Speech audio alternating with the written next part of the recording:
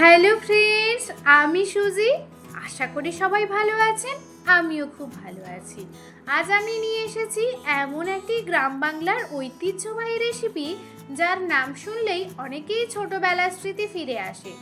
গরম ধোয়া ওঠা ভাতের সঙ্গে যদি এই কুমড়ো পাতার ভর্তা রেসিপিটি থাকে, তাহলে আর অন্য কোনো তরকারির প্রয়োজনই পড়বে না। খুব সাধারণ কয়েকটি উপকরণ দিয়ে তৈরি এই ভর্তার স্বাদ এতটাই অসাধারণ যে একবার খেলে বারবার খেতে ইচ্ছে করবে। আজকাল তো আমরা অনেকেই বাজার থেকে দামি দামি সবজি কিনে নানা রকম রান্না করি, কিন্তু আমাদের বাড়ির উঠোনে বা গ্রামের বাগানে যে কুমড়ো গাছের পাতা রয়েছে, তার মধ্যে লুকিয়ে আছে কিন্তু অসাধারণ স্বাদ আর পুষ্টিগুণ। এই কুমড়ো পাতার ভর্তা শুধু সুস্বাদু নয়, এটি শরীরের জন্য খুবই উপকারী। আজকের ভিডিওতে আমি শুধু রেসিপি দেখাবো না, শেয়ার করব অনেক কিছু ছোট ছোট টিপস, যেগুলো মেনে চললে কুমড়ো পাতার ভর্তা হবে একদম নরম, মসৃণ, সুগন্ধি ও দারুণ স্বাদের। তাহলে চলুন, আমার পরিবারে নতুন হলে চ্যানেলটি সাবস্ক্রাইব করে পাশে থাকবেন, নোটিফিকেশনটা অন করতে ভুলবেন না। আর হ্যাঁ, লাইক করতে ভুলবেন না। লাইকের নিচে একটা হাইপ বাটন পাবে, মনে করে হাইপও করে দেবেন। তাহলে চলুন, আর দেরি না করে আজকে তাহলে কুমড়ো পাতার ভর্তা রেসিপিটা শেয়ার করে ফেলি। তাহলে ভিডিওটি শুরু থেকে শেষ পর্যন্ত অবশ্যই দেখবেন। তো আমি বাজার থেকে এক আটি কুমড়ো শাক নিয়ে এসেছি।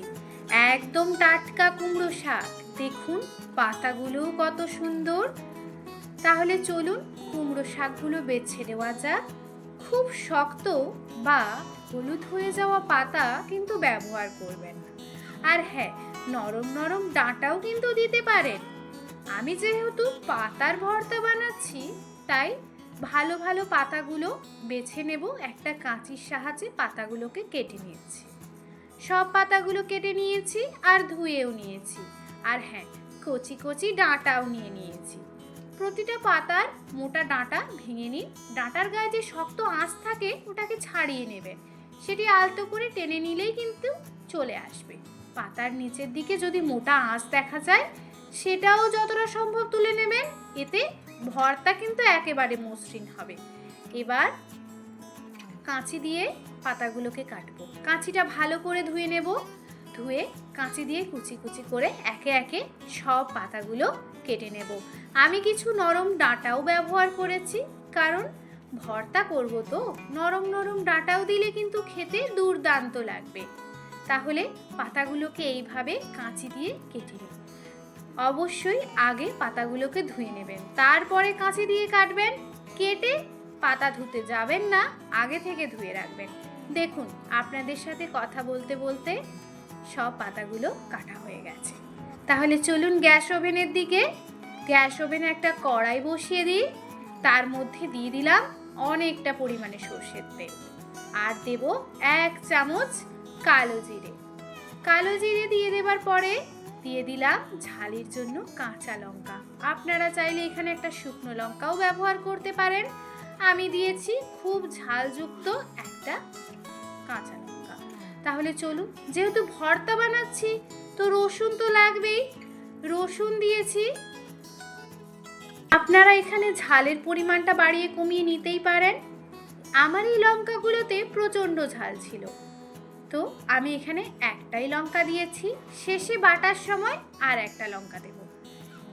তাহলে রসুন দিয়েছি আমি 8 থেকে 10 কোয়া রসুন। একটা মাঝারি সাইজের পেঁয়াজ দিয়েছি, ঝিরিঝিরি করে কুচি করে নিয়েছি।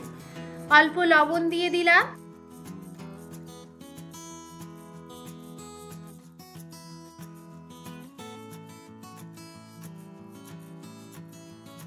ওই তেলের মধ্যে সব কিছু উপকরণ দিয়ে দেওয়ার পরে হাতার সাহায্যে কিছুক্ষণ নাড়াচাড়া করে, খুব বেশি ভাজবো না, তারপরে কেটে রাখা কুমড়ো পাতাগুলো দিয়ে দেব।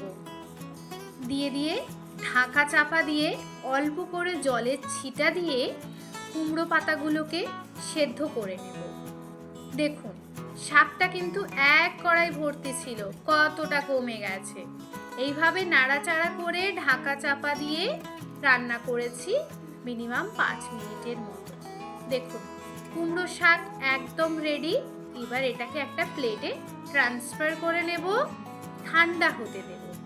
যখন একদম ঠান্ডা হয়ে যাবে, তখন আপনারা এটাকে শিলনোড়া বা মিক্সার গ্রাইন্ডারে বেটে নেবেন।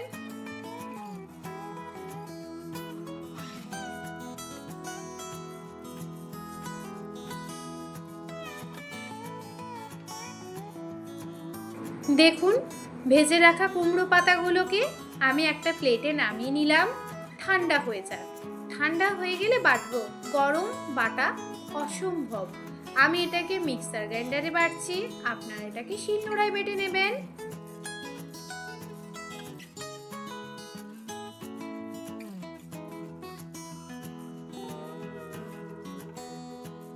মিক্সার গ্রাইন্ডারে এই উপকরণগুলো এক চামচ করে নিয়ে নিলাম।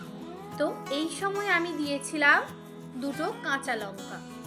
এখন দেওয়ার কারণ ঝালটা আরও বোঝা যাবে। আপনারা চাইলে এই সময় কিন্তু কাঁচা রসুনও দিতে পারেন, তাহলে রসুনের ফ্লেভারটাও পাওয়া যাবে।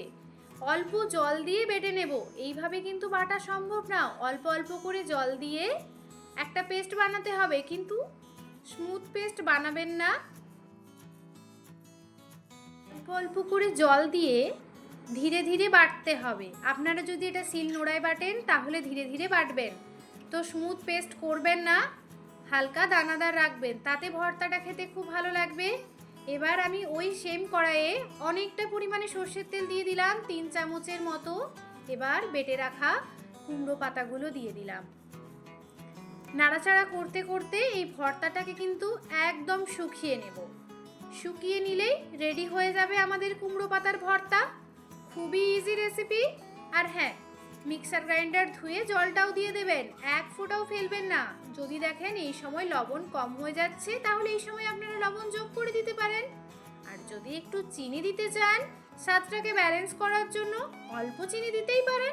আমি এখানে চিনি যোগ করিনি। আর খুব ঝাল করে বানাবেন এই ভর্তাটা। বেশি করে রসুন, বেশি করে পেঁয়াজ আর বেশি করে কাঁচা লঙ্কা দিয়ে এই ভর্তাটা বানাবেন।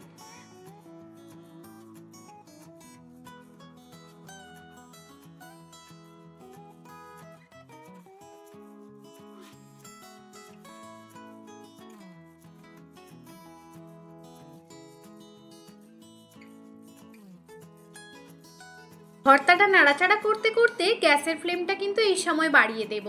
গ্যাসের ফ্লেম বাড়িয়ে দিয়ে ভর্তাটার মধ্যে যতটা জল আছে পুরোপুরি শুকিয়ে নিয়ে মাখা মাখা ভর্তা তৈরি করে নেব। দেখতেই কত সুন্দর লাগছে না? শেষে সর্ষের তেল দিয়ে গরম গরম ভাতে কাঁচা পেঁয়াজ আর কাঁচা লঙ্কা দিয়ে এই কুমড়ো পাতার ভর্তাটা পরিবেশন করব। কত ইজিভাবে দেখালাম, আশা করি সবাই বানাতে পারবেন।